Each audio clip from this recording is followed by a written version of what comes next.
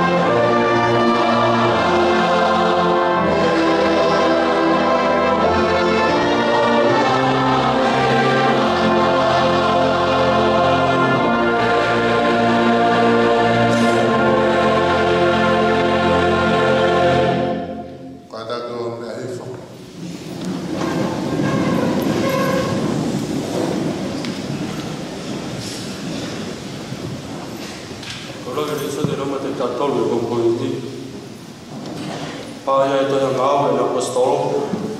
Ula ka vai ai te mo matala me no besi. O tu no fuma fa. Ngau na wa besi na ke ta fa. Ai be na fa ya. Oya e na fa ta mo ya. Na na fe no ya te o pe. Ei. O ta fa ta e ta ni. Ai puria ma ster. Kani foro ai te na to. O kai a to ke hiro na tai ni wa ko ma. Ai a mata o ke tambai e me fa teri ha. Ka te mo ma pe ha ma. O ka hi fa la mari ma ni te mo to. Ka te mo ho ko ka ma mo. O i ka sel sari ma pe ka i su te ha to. Mo sa veri. Io wa na ta ma ma. Peje ni fola pe o tonga na Sofia ya na ave ke o na kila ke ya ha o fa pun na ke na to peje na o sio mama ke la ni o tonga na ha le ta ko to mai ke na to ha tanga ta ko fi ne na ya na na pe a tonga ma to ka le o ha mo to ai o sio pe ke la ni ko sisu ko ya aya ko hake me ya te mo to ke la ni te to ha ba ya nge to be ha no nga ka mana ai ke la ni o mo mama ta ki ya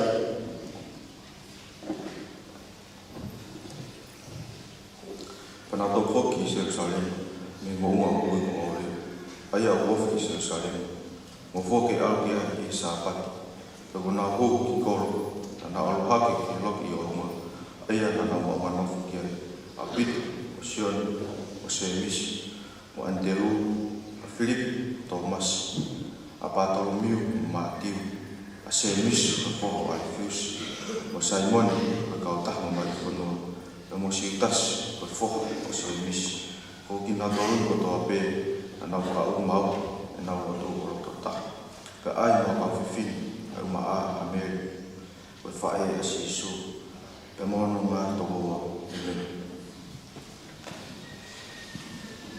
Tapi sama saya mau tapi langsung mau tapi sama habis.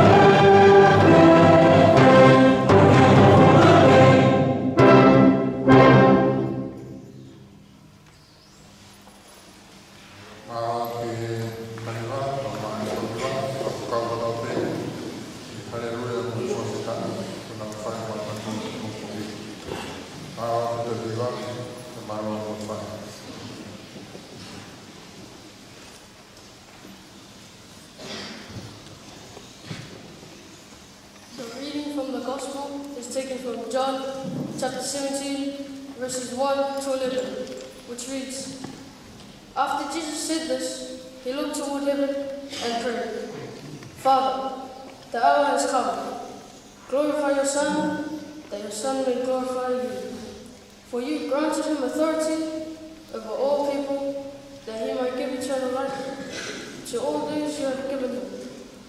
Now this is eternal life, that they know you, the only true God, and Jesus Christ, whom you have sent. I have brought you glory on earth by finishing the work you have given to do.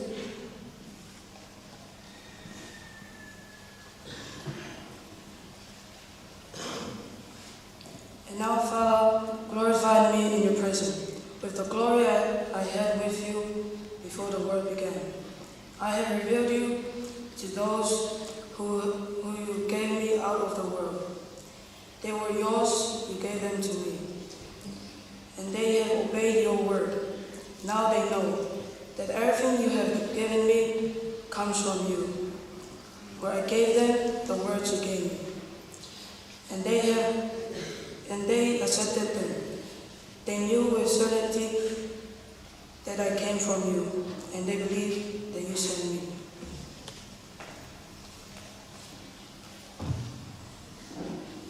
I pray for them. I am not praying for the world, but for those you have given me, for they are yours. All I have is yours, and all you have is mine, and glory has come to me through them. I have remained in the world no longer, but they are still in the world, and I am coming to you. Holy Father, protect them by the power of your name, the name you gave me, so that they may be one as we are one. Amen.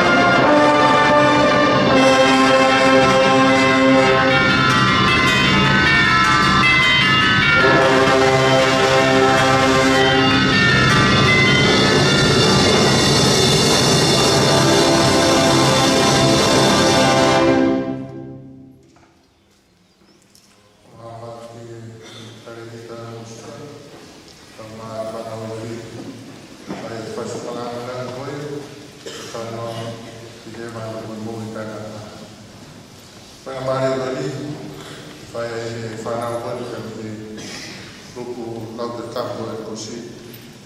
Ati tāno whatata te whitongi ati e tāno mai whanau.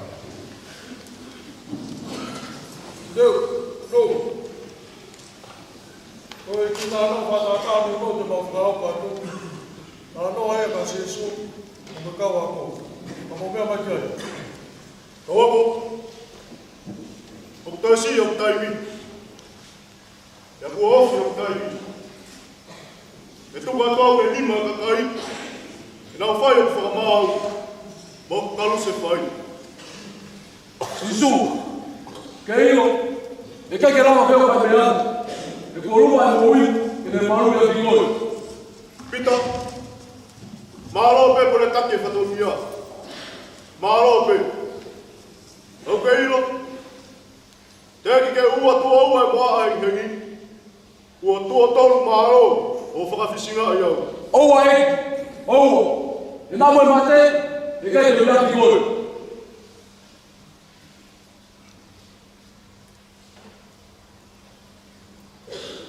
Ei, koe tama goina, o ku kape ka mui muia sisu. Hale a te whinu, o i kai, hau te la hei a tangata. I kai, o ngone la ki whine. Hage e nai koe taki koe ka mui mui. So tio, kātaki, o i kai, hau te kaua mo tangata. Io, tangata, koe whasi o rea, o tatauto pe mo ene whasi.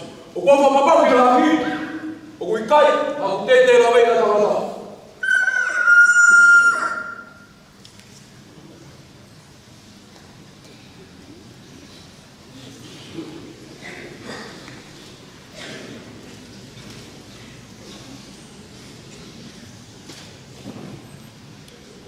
Ka te mau pēa māori. O ka hipura mare māori e te kōkoro. Te moho, o kau whakamori. O i kai sausare ma pē, ka i siutea kātoa, mō Sameria. Io, o au, ki e ngata anga o māmani. Rau.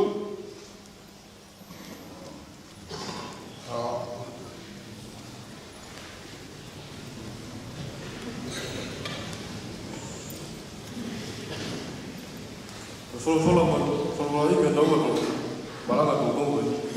Ona whāngia, whāngo whuma walo i whāwhāwalo, katokule e ki tau i. E lau maari e tō mai, e mawhare, haere mo mafu mafi, haiwi o te lesi.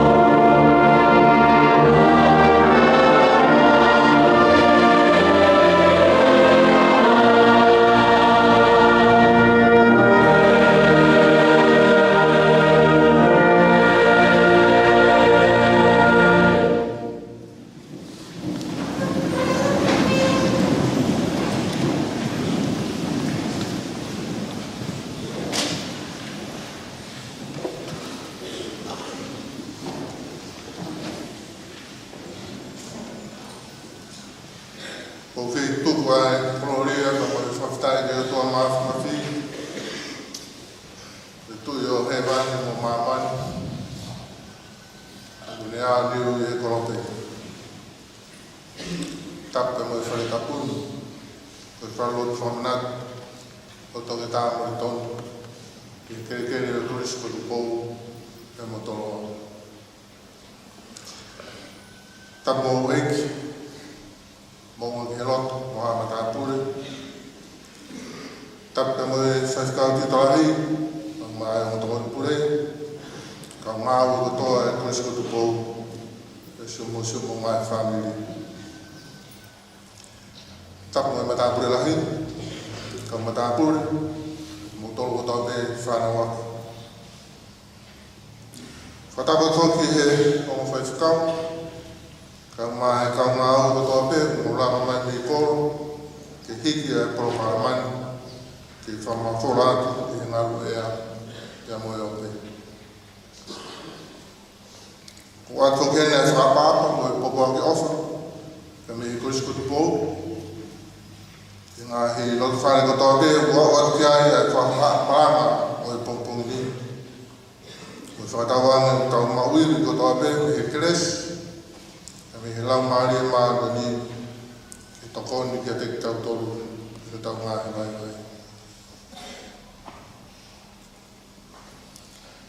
Ka vese e whai mea e whakaha maranga o e pongpongini u whape e le soni na e lau. Tohi ngaue an kawa apostolo ono ruaki o e wahe ono varu o e konga o ki ai e ngāhi rea koe ni. Ka te mo makupe ha marohi o ka hifo ai lau maari e maaro ni ki a te kumotolo. Ka venga maanga kapa e tolope. My text for this morning is taken from the Acts of Apostles, chapter 1, verse 8. But you shall receive power when the Holy Spirit has come upon you, and you shall be my witnesses in Jerusalem and in all Judea and Samaria and to the end of the earth. My theme is a global mission. The world is my parish. The disciples had been with Jesus for 3 consecutive years. They had the privilege to see, to hear, and to learn from the Master himself. They were equipped to continue with the mission of spreading the good news of the kingdom of God. But they lack one essential element to be able to accomplish the assignment, and that is they lack the power of his presence as he was leading them. And today's text is the promise of that much needed power. There is sufficient power of his presence in the Holy Spirit, readily available to each and every one of us, so that we can collectively make a global impact in spreading the good news of hope and salvation. John Wesley claimed, "The world is my parish." It is that global outlook that we need to own, to share, in order to advance God's kingdom on earth. Ka te mo mape ha maro, Pita, Semis, Sion, Antelu, Motor Vada Honekawako, ka te mo mape ha maro, ko lama ali ma ni ke te moto ko ta ofa o ha malo o ko mai mo lama ali ma ni ko malo me ene iai the power of his presence I he ene iai ta ma wai ha malo te ikai kene iai tau tapa whatanga tuna ke e sisu o whamai kia maura mari he o mau kei vai vai moro loto mana mahe o kia e whaunga tua ki koloa o tau maheni mo ia kono whakaari mai o e taimi ki mua o e taimi ki mui o te ngāwe ake a koloa ko ia, before and after. Ka pau toko ka ki vai o pehe o whatupui. Ka whanatu aki, o pulaki whaitai, pe huru I mai, ai ki tama tāwai vai a mo ture ture, whai whataka. Ka kua hapa mai rewa, pehe koe taimen ki mua, te eki ki le mako e vai. O se kapa, o angerewa ki vai ki le mako. Me te whaitai mai rewa, so whonga fia, pe longo mo ui, pe a iki, pe tala mai rewa he kautaa kua koloa. O mo mea re rei mai me ki e whaike e o i ki mua, e te eki ki le mako e vai. E mo hiri, e le mako, ai ki vai. The difference between before and after.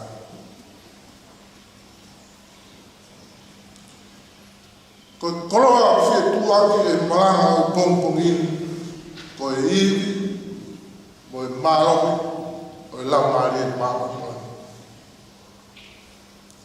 Ko ki reson na e whahako e whanau na me he kurupulanto I tapu. Ko pita. Tau maheni moia. Tangata no tola. Tangata na e veke maupe ke tarifehu. Mo pore taki ha whatongia. Nea mo ne loto lahi, mo ne pore taki no noi whakatangata ke tau kame mai e ki. Kana e aku ke tua na mana wahe mo I fia. Whamoni mai e ki ao tau soti aloma. Te talo e mo ne whakasina I o tau e ki. Ki mua e, o tānoa ia o ki mua. Ko e pita ta tau pe, hiri e ne mahu ai lau maari e mahu. Na ne tū tai mana wahe mo lototo, ke marana whamoni maksisu.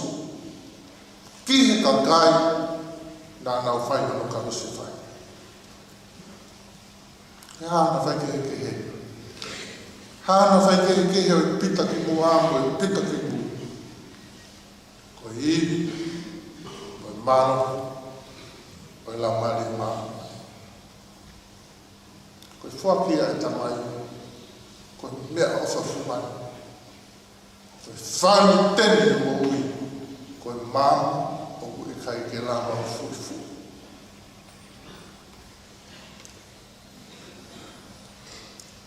Pea hua whao me takifitu toro waru, whailonga ia. Historia e se aspeto tisi.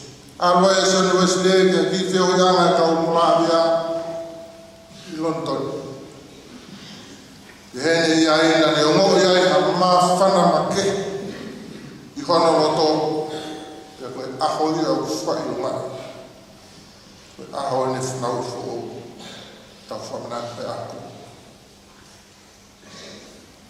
Ka koe sione ki mua, sione tatau pe, nā ne whanonga mi ngāo from missionary ki Amerika, sia.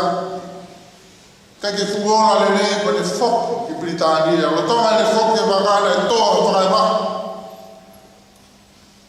Nā mana ma e mo tai iri fia te ria e ne mo ui. Kai lolo tonga ne mana mahe o ne puputu na ne toka ngai e haki kakai. O kunau hiwa himi pe na o tōru whai na o lotu noma mo fie maari e whaka eke. Haki kurupu lotu e ana kaunga mea. Tēnā e o ngoi au pito e sione o nau whaike ke he. Ai e kai ke le mako ai nonga o ku mako e kau lotu koe. Kai hiri e whanau fōu o sione. Na e hoko koe tangata lototo, ta e mana mahe ke ave ai o ngongore rei. Ki he ka kai ko toa pe. Ki he ka kai ko toa pe o ku wala akia. I loa e ki lea ko ia. E whamatara o sione o esile. Whai ngāwe ko toa pe o wala whai. I he whaunga ko toa pe o tau malama. Ki he ka kai ko toa pe o tau whainga maari e ke akia. E taimina e whawhi ātu ngai a e kau taku e siasi e aho ko ia. Ke oa tene toi whai e ngāhi whatongia whakarotu. Whare rotu na nau maunga kresi ki ai. Koe tari na mai e sionu e saibe.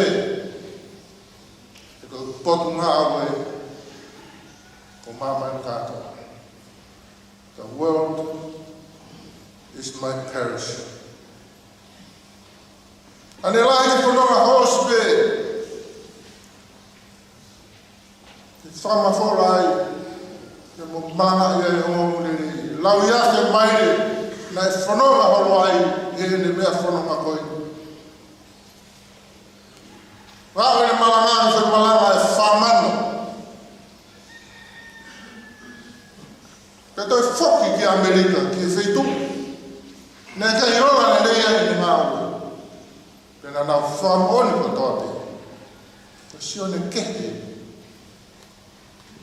Ano ke he ano e sione ki mua, ano e sione ki mui. Maropi, behi mawhai, me laumari e mau. E whakawhakaua mano te hina o sare skwesile, puna e lau lo taka. E whatu e ngai himi i loa e metu kisi. Konga e ngai himi ko iau, i riu whakatonga mai ko toni. Tau ngāo e aki. Himi ai sesi. Sāre stongi na ni hama whotu e ki kautaka lotu na i loa bego e tākara tapu. E ko nau tolu ia, sione mo sāre si ko ki kurupu ko ia. Na e ko tupu mea ia ni meto tisi. Ia ako mai nau whakawhora lotu ki tongani. Tau kawa i e wesi ia nā. Ko fugi. E ko i maro i lau mari i maro ia. Toi maina e ses presidente tau taina tonga o tau whailonga e wake he takaru tolu whaana e toa e ofa i utui. Kono ngā he whamatara me he tohi noa e kau misnare na e ma ino e fukuiri maro. O e lau mari e maro ni ke riu vale e ka kai o i whonua.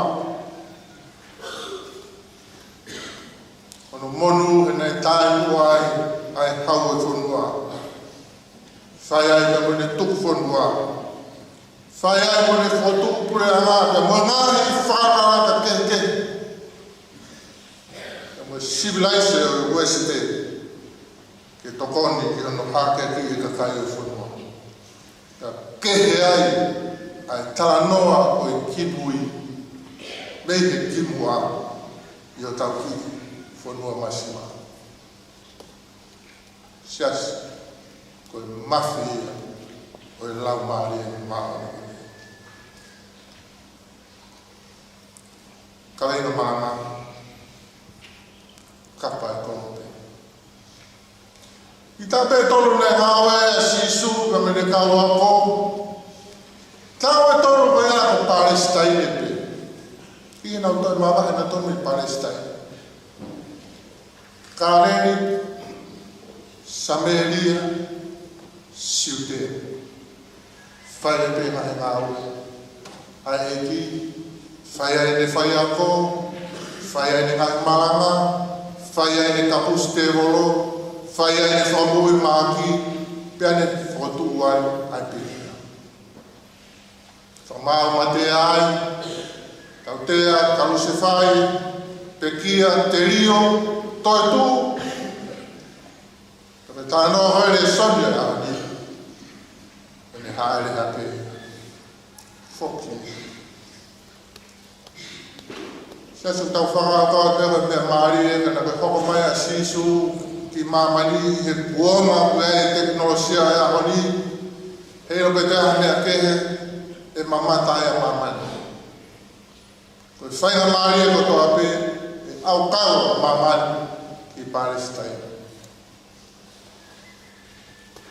Foki e ki. Hāne whekau tūku nei taranga ke kawako. E tāna noa ia o e whofora me tōmpo. Kawako. Whoki au ke tamai. Ka te mō mapeha maohi. O ka hifo e lau maari e maari ni ke te moto. Pea koe maohi ko ia. Te mohanga ālea ki o ngōmo ni rei. Ki he mai whaitu na kai ke tau waku ki tau tolu ki ai. Te mo wawe a ngomare rei o kai i seu sarema pe o tau tānoa ai. Te mo wawe a ngomare rei ke ako atu ke tapa kotoa pe o Siutea, Sameria, Kāreri. Pea te mo wawe ia ke a ki he ngata anga o mamani. Tapa e o e rei ai kolopo. Koe whehuiria, e lama, sisu kamena ke tau ngō wai o whaiwhi mea koe.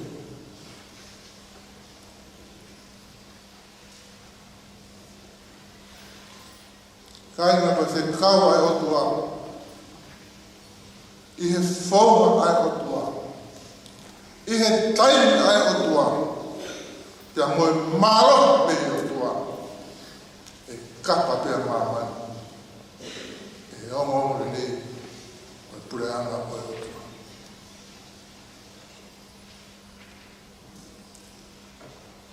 Tau whaala me te whaina lau na e whaina tau whaamui o Sisu Christ. Si whaina lau ko ia huru noa. O whaunga no maho ngā moe ka kai ko toa pia mamani. Tā ofa kōpuri, koe māro, koe mawhai, mi lau maari māru. Whei lau mai whai tau whamoi ko Sisu Christ, e wheunga no mahu ngā moe ka kai ko toape, ka kai o e aha koia, ka kai o kuama ko toape. Koe māro, koe mawhai, mi lau maari māru koni. O malawa i. Te ne whakaivia ki tau tōru, ke ave a e ongongo rere.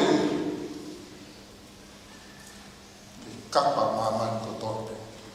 Meu tau mei fua. Ke mame ane koe marohi ane to toro holo e kōwiti. Tau kune weki ki tau tōru, ke tau ā. Rona tonga e tau puputu, me tau pamuku. Whai mene, whai e kau ako, eki. Te ke mohe bea o tau tūtama.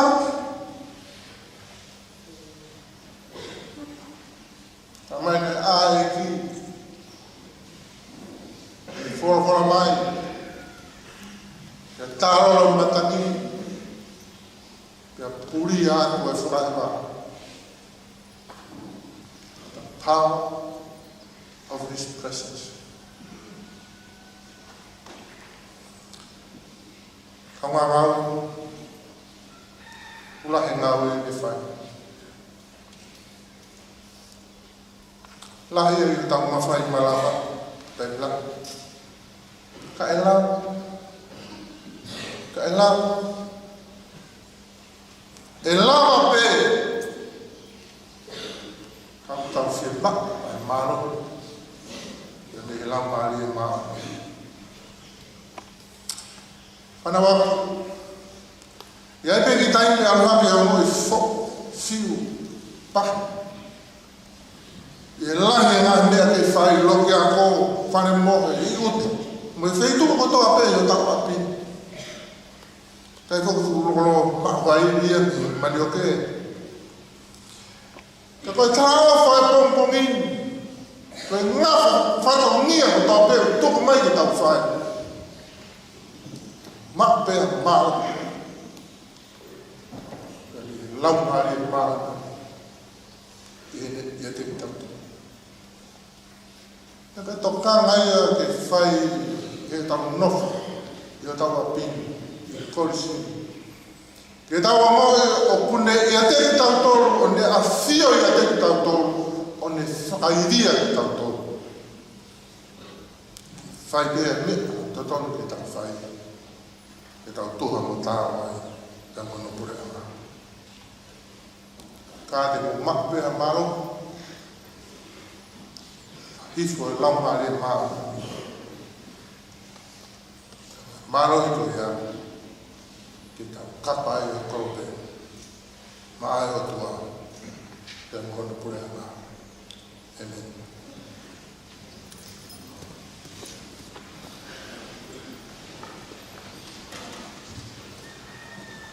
O whorwhora hei tu, me maranga ko pōmini, o na whāngia o mā whāo i whānau whā, kata, o mō mea kata.